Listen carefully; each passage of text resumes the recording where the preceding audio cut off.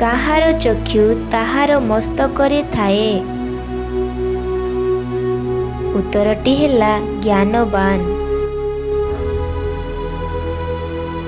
ସାଉଲ କେତେ ବର୍ଷ ବୟସରେ ଇସ୍ରାଏଲର ରାଜା ହେଲେ?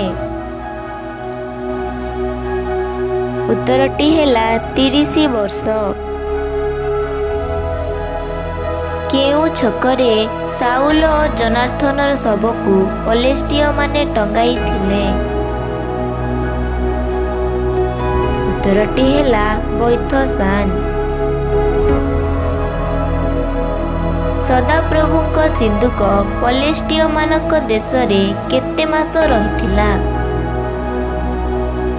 ଉତ୍ତରଟି ହେଲା 7 ମାସ। ଦୁଃଖ ସମୟରେ କ'ଣ କରିବା ଉଚିତ? ଉତ୍ତରଟି ହେଲା ବିବେଚନା। ବାଳକ ସାମୁଏଲଙ୍କୁ ସଦାପ୍ରଭୁ କେତେ ଥର ନାମ ଧରି ଡାକିଥିଲେ? ଉତ୍ତରଟି ହେଲା 4 ଥର।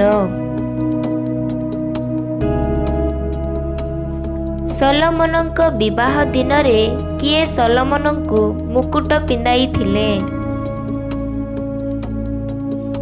ଉତ୍ତରଟି ହେଲା ସଲୋମନଙ୍କ ମାତା।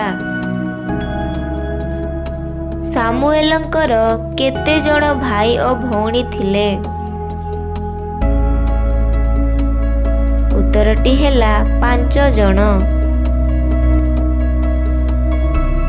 ସଲୋମନ କେଉଁ ଉଦ୍ୟାନକୁ ନବୀନ ବୃକ୍ଷ, ଦ୍ରାକ୍ଷାଲତା ଓ ଡାଳିମ୍ବ ଫୁଲ ଦେଖିବାକୁ ଯାଇଥିଲେ? ଉତ୍ତରଟି ହେଲା ଆକ୍ରୋଟ।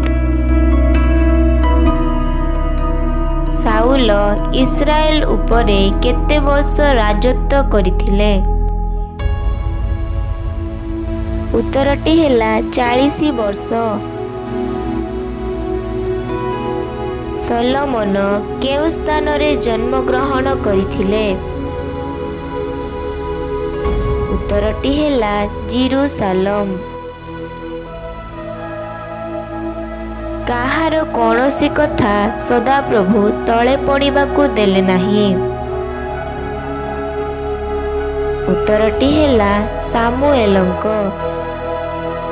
ପ୍ରିୟର ବନ୍ଧୁମାନେ, ଯଦି ଏହି ଭିଡ଼ିଓଟି ଆପଣମାନଙ୍କୁ ଭଲ ଲାଗିଥାଏ ତାହେଲେ ଭିଡ଼ିଓଟିକୁ ଲାଇକ୍, ସେୟାର, କମେଣ୍ଟ କରି ଆମ ଚ୍ୟାନେଲଟିକୁ ସବସ୍କ୍ରାଇବ୍ କରିବେ। ଧନ୍ୟବାଦ।